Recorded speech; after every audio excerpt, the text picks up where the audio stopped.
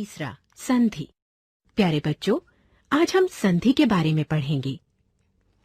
क्या आप संधि का अर्थ जानते हैं? नहीं, कोई बात नहीं। चलिए मैं बताती हूँ। संधि का अर्थ मेल या जोड़ होता है। जैसे सुर जमा इंद्र, सुरेंद्र।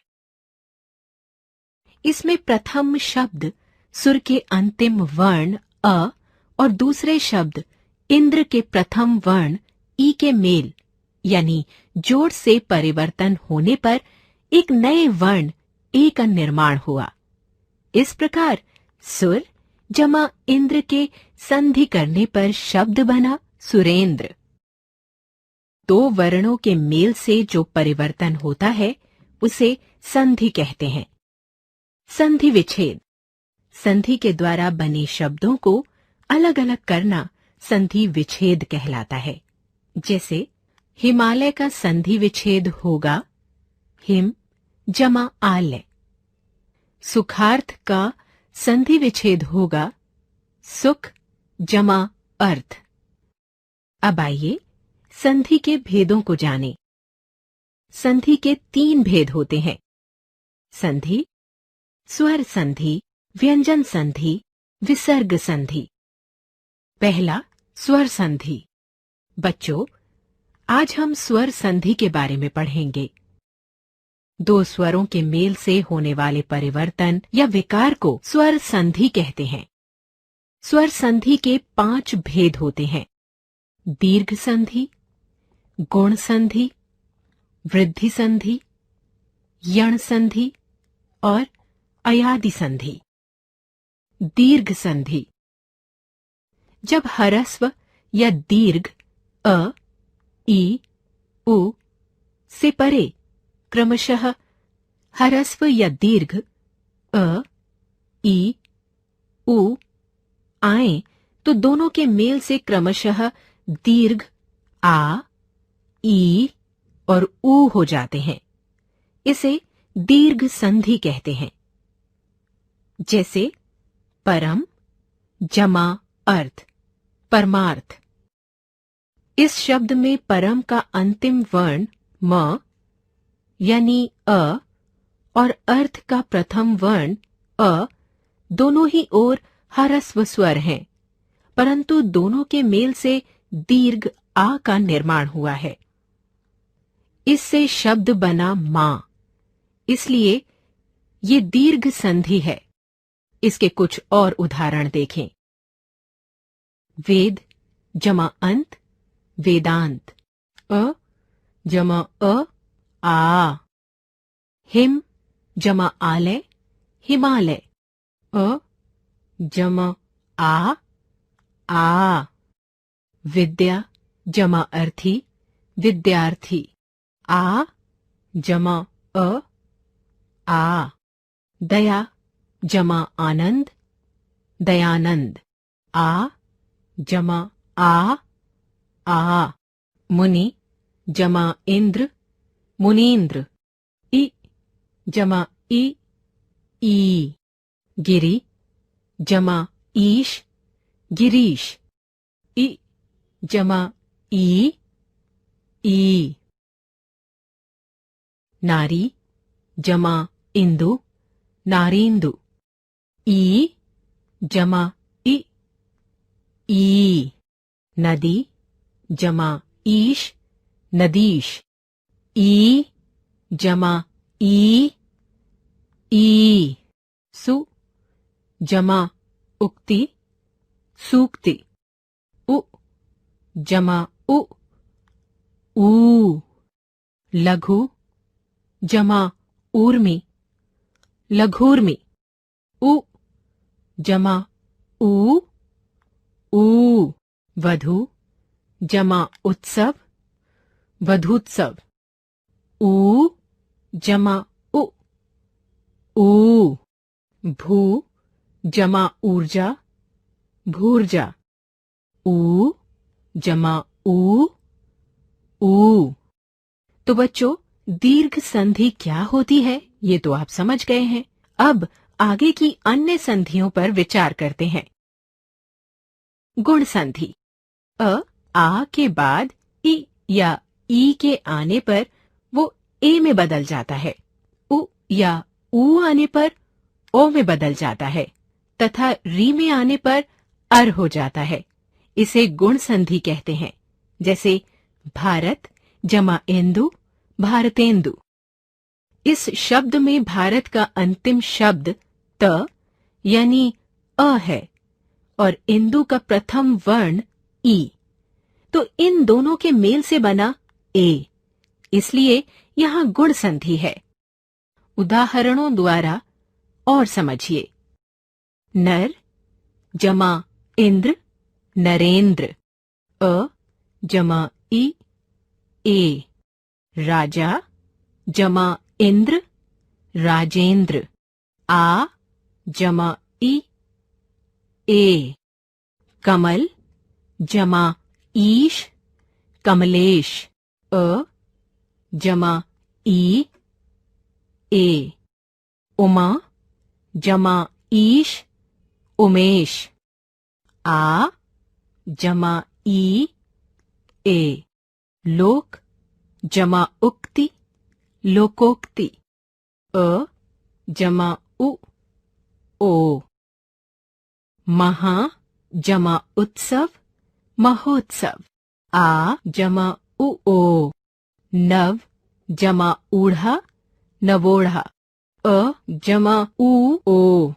महा जमा ऊर्जा, महोर्जा। आ जमा ऊ, ओ। सप्त जमा ऋषि, सप्त ऋषि। अ जमा री, अर। महा जमा ऋषि, महर्षि। अ जमा री, अर। वृद्धि संधि।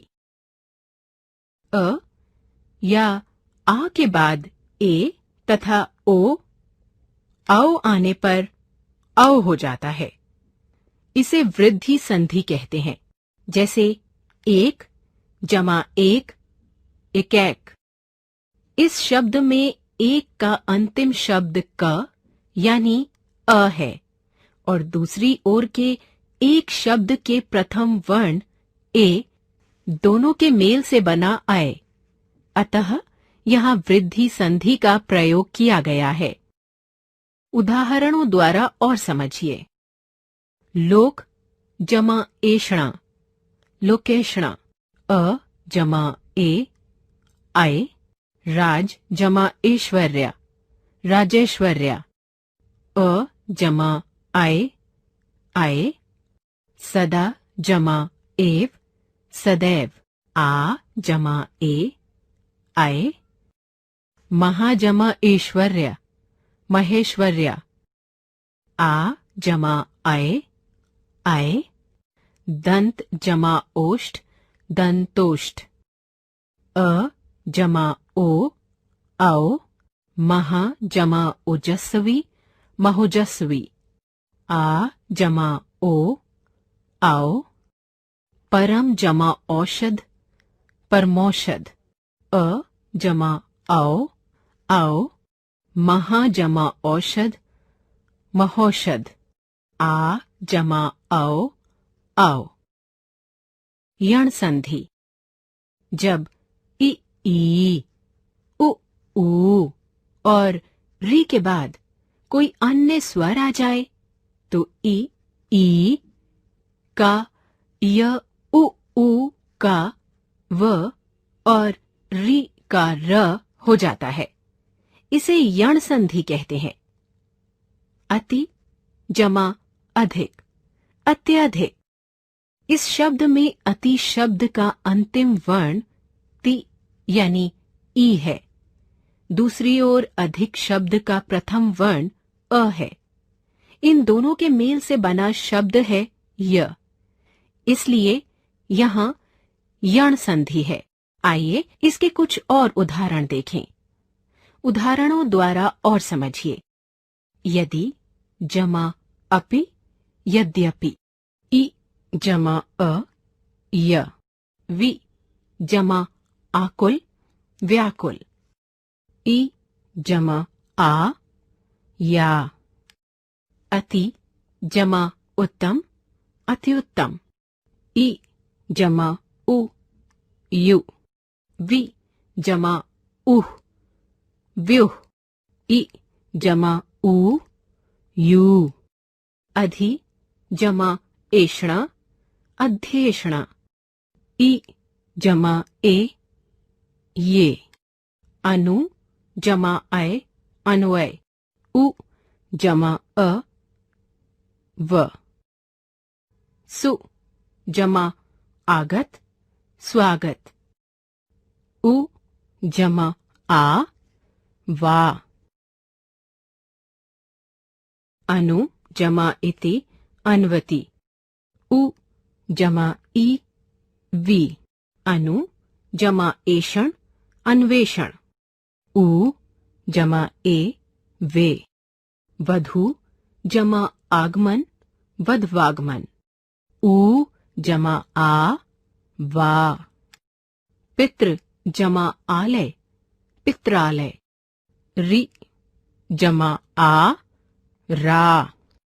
मातृ जमा इच्छा, मातृइच्छा। रि जमा ई, रि। पितृ जमा उपदेश, पितृपदेश। रि जमा उ, रु। अयादि संधि। ए आए, ओ आओ स्वरों का मेल दूसरे स्वरों से हो तो ए का आए का आए, ओ का अव तथा औ का आव हो जाता है। इसे अयादि संधि कहते हैं। चे जमा अन, चयन। इस शब्द में चे के यानी ए तथा अन के यानी अ का मेल हुआ है। इससे बना य शब्द। अतः यहां अयादि संधि का प्रयोग हुआ है। आइए इसके भी और उदाहरण देखें। ने जमा अन, नयन। ए जमा अ, अय। गे जमा अक, गायक। आय जमा अ, आए। नै जमा इका, नायिका। आई जमा ई, आई। पो जमा अन, पवन। ओ जमा अ, अव। पो जमा इत्र, पवित्र। ओ जमा ई, अवि। पौ जमा अक, पावक। औ जमा अ, आव। नौ जमा इक, नाविक। औ जमा ई, आवी। भौ जमा उक, भावुक। औ जमा उ, आवु। दूसरा व्यंजन संधि। बच्चों, अब हम व्यंजन संधि को समझते हैं। व्यंजन वर्ण का व्यंजन या स्वर से मेल होने पर जो परिवर्तन होता है उसे व्यंजन संधि कहते हैं। जैसे जगत जमा ईश, जगदीश। इस शब्द में व्यंजन और स्वर का मेल हुआ है। आइए इसे समझें। जगत का त यानी व्यंजन है। ईश का ई यानी स्वर है। इन दोनों के मेल से नया शब्द बना दी। ये व्यंजन और स्वर के मेल से बनी व्यंजन संधि है। वाक जमा ईश, वागीश। दिक जमा अंबर, दिगंबर।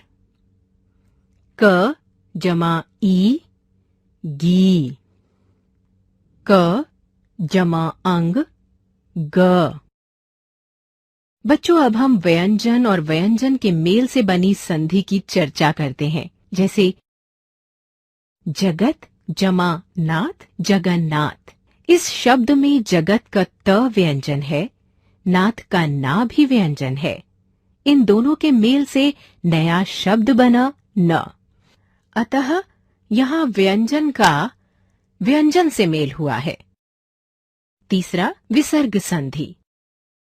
बच्चों, अब हम संधि के तीसरे प्रकार विसर्ग संधि के बारे में जानेंगे। विसर्ग का किसी स्वर या व्यंजन से मेल होने पर जो परिवर्तन होता है उसे विसर्ग संधि कहते हैं। जैसे धनुः जमा टंकार, धनुष टंकार। इस शब्द में विसर्ग जमा ट व्यंजन का मेल हुआ है, इससे नया शब्द श बना है। इसी प्रकार दुह जमा उपयोग, दुरुपयोग। इस शब्द में विसर्ग जमा उ स्वर का मेल हुआ है, इससे नया शब्द बना रू।